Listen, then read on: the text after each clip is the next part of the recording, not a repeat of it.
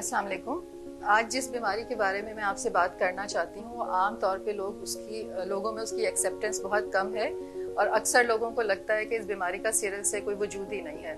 जी हाँ, बच्चों में भी आर्थराइटिस या जोड़ों की बीमारियां हो सकती हैं। Kids can get arthritis to.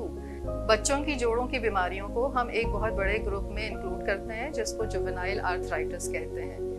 वो तमाम जोड़ों की बीमारियां जो बड़ों में हो सकती हैं, खासतौर पे सोजिश की बीमारियां वो बच्चों में भी हो सकती हैं और इस ग्रुप को हम जुवेनाइल आर्थराइटिस कहते हैं।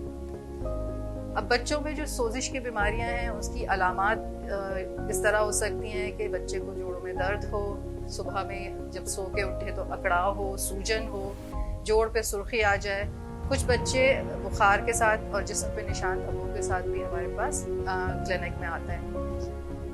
कई बार ऐसा होता है कि बच्चा आपको कोई तकलीफ नहीं बताता पेरेंट्स को, लेकिन वालिदैन नोट करते हैं कि उसने लंगड़ाना शुरू कर दिया है, उससे सही से चला नहीं जा रहा या वो जिस्म का कोई एक हिस्सा या जोड़ इस्तेमाल नहीं कर पा रहा। क्योंकि बच्चे अपनी आम रूटीन को ख़राब नहीं करना चाहते हैं, वो चाहते हैं कि वो खेलते रहें, एक्टिव रहें। तो अगर जब भी दर्द होगा तो पेरेंट्स या वालिदैन या रिश्तेदार सब उन्हें खेलने कूदने से मना करेंगे। इसलिए अपनी लाइफ को, ज़िंदगी को रूटीन में रखने के लिए कई बच्चे शेयर ही नहीं करते कि उन्हें दर्द है। अलबत्ता अगर वालिदैन को नज़र आए कि बच्चा लंगड़ा रहा है या उसकी रूटीन लाइफ चेंज हुई है तो फिर ये कुछ इब्तदाई अलामात में से हो सकता है।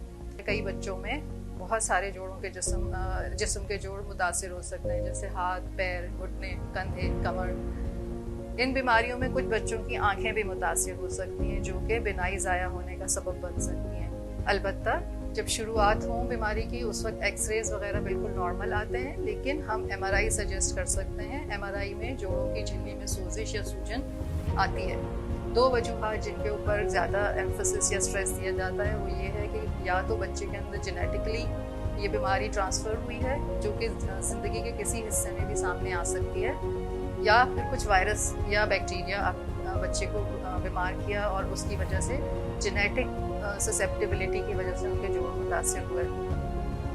अब इसके इलाज के कई तरीक़े मौजूद हैं।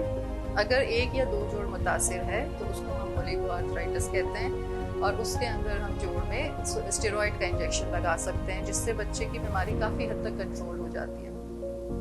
इसी तरह अगर बच्चे के बहुत सारे जोड़ मुतासिर हैं तो स्टेरॉइड के अलावा भी हम कुछ दवाइयाँ कन्वेंशनल डीमार्ट्स हम दे सकते हैं। इसके अलावा बायोलॉजिक डीमार्ट्स भी आ गई हैं, कई एक पाकिस्तान में अवेलेबल हैं जिनसे बच्चों की बीमारी बहुत अच्छी कंट्रोल हो सकती है।